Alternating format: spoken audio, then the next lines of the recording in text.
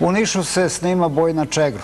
Nakon što su načinili prvi korak filmom Zona Zamfirova, niški sinasti su, pričajući o daljoj proizvodnji filmova u ovom gradu, često nailazili na podsmeh. Bezrazložno jer pokazuju, ako ništa drugo, istrajnost u toj nameri.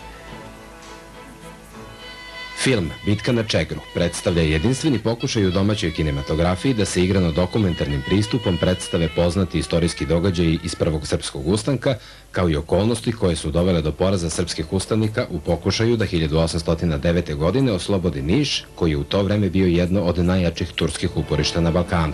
U ovom dokumentarno igranom filmu, koji kameničku katastrofu osvetljava iz drugačijeg ugla, ekipa autora i glumaca iz Niša, Velike Plane, Zaječara trudila se da izbegne dokumentarističke stereotipe i neistorijske spekulacije, ali isto tako da ne izostavi ni jedan detalj od značaja za tog događaja i sam ishod bitke.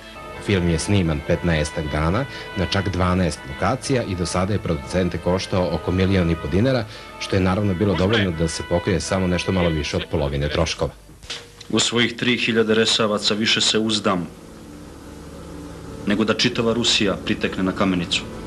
Publika će dokumentarno igrani film Bitka na Čegru premijerno moći da vidi tokom trajanja ovogodišnjih 41. filmskih susreta u Nišu.